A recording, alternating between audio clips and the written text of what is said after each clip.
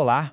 Hoje a gente vai mergulhar fundo em 3 capítulos que são, olha, cruciais no Evangelho de Mateus. É que juntos eles vão construindo uma tensão, sabe? Uma narrativa muito poderosa que explode numa revelação sobre quem afinal é Jesus. É um divisor de águas na história, com certeza.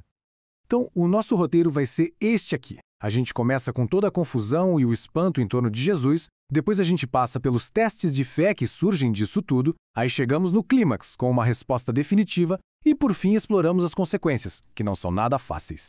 Bom, vamos lá. Para começar, vamos imaginar o cenário. É um clima de pura incerteza. Sabe, das cortes dos poderosos até as vilas mais simples, a pergunta era uma só. Mas quem é esse homem? Uma verdadeira tempestade de palpites e teorias estava no ar. E essa crise de identidade fica bem clara logo de cara. De um lado, a gente tem o tetrarca Herodes, que era um governante ali da região. Quando ele ouve sobre os milagres, reage com um medo quase supersticioso, achando que Jesus era o João Batista que tinha voltado dos mortos. Já do outro lado, a multidão via tudo aquilo com admiração, pensando, é um profeta poderoso. E no meio dessa confusão toda, Jesus realiza um dos seus milagres mais conhecidos. E tudo começa com uma quantidade de comida que parece piada para a tarefa que vinha pela frente. Só 5 pães e 2 peixinhos, para alimentar uma multidão faminta num lugar isolado. O que acontece em seguida é impressionante. Seguindo esses passos bem simples que estão aqui. Ele pega a comida, agradece, parte e entrega para os discípulos distribuírem. Cerca de 5.000 homens são alimentados. E isso sem contar as mulheres e as crianças. E não para por aí. No final ainda recolheram 12 cestos cheios do que sobrou. É a abundância vindo do pouco. E logo depois, a história fica ainda mais intensa. E não é por acaso não. No meio de uma tempestade daquelas, os discípulos veem Jesus andando sobre as águas na direção deles e entram em pânico. Aí ele os acalma com essas palavras. Coragem, sou eu, não tenham medo. Pedro, que era sempre impulsivo, tenta ir ao encontro de Jesus também andando sobre a água. E por um instante ele consegue. Mas só enquanto o foco dele está em Jesus. No momento em que ele olha para o vento, para as ondas, o medo toma conta e ele começa a afundar. Mas é salvo pela mão de Jesus.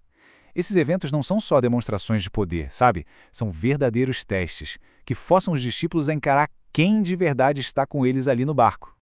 Então todos esses acontecimentos não só levantam a pergunta a quem é Jesus, mas também testam a fé de quem está por perto.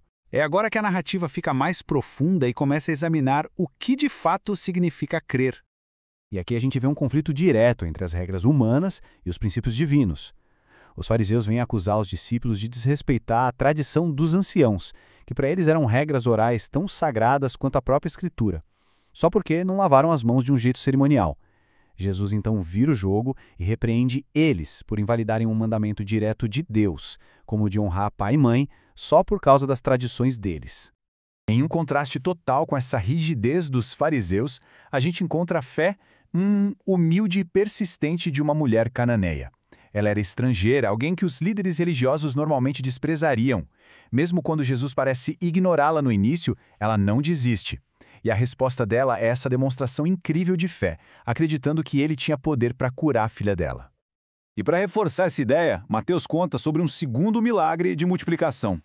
Dessa vez, 4.000 pessoas são alimentadas numa região de não-judeus. Isso mostra, de um jeito muito claro, que a compaixão e o poder de Jesus não tinham fronteiras, se estendiam a todos, desafiando aquela mentalidade exclusivista da época.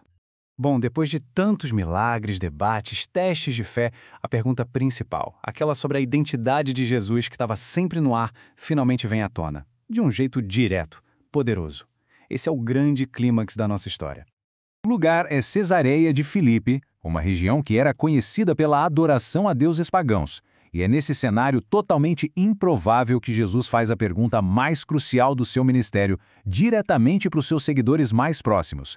Chega de o que os outros dizem. Agora a pergunta é o que eles acreditam. E aí vem Pedro, falando em nome de todos, ele faz a grande confissão que responde toda a atenção que foi construída até aqui. Não é só um profeta, não é só um homem bom, ele é o Cristo, o Messias prometido, o Filho do Deus vivo. A resposta de Jesus a essa confissão é muito profunda. Ele diz, Tu és Pedro, e sobre esta pedra edificarei a minha igreja. Tem um jogo de palavras muito interessante aqui. O nome Pedro vem de Petros, que significa uma pedra pequena. mas a palavra que Jesus usa para a pedra da fundação é Petra, que significa uma rocha imensa, maciça. O ponto-chave aqui é que a igreja não seria construída sobre a pessoa de Pedro, mas sobre a rocha da verdade que ele acabou de declarar, que Jesus é o Cristo.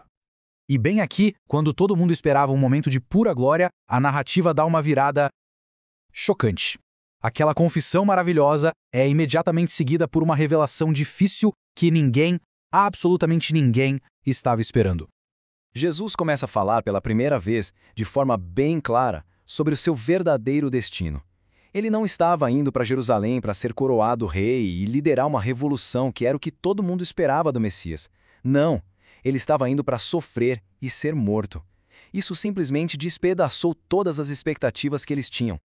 A reação de Pedro é na hora. Ele puxa Jesus de lado e o repreende, dizendo que isso de jeito nenhum ia acontecer.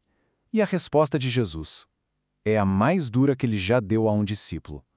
O mesmo Pedro que, segundos antes, teve uma revelação divina, agora é chamado de Satanás, porque ele está pensando com uma lógica puramente humana.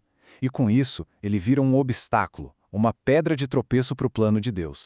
A partir daí, Jesus redefine completamente o que significa ser um seguidor. Não é sobre glória, não é sobre poder aqui na terra, é um caminho de sacrifício. E ele coloca 3 condições.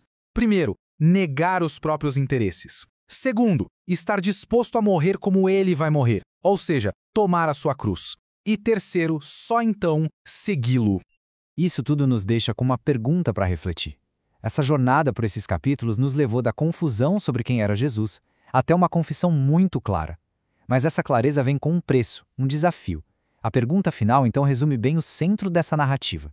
O que significa, na vida de hoje, aceitar esse chamado para tomar a própria cruz?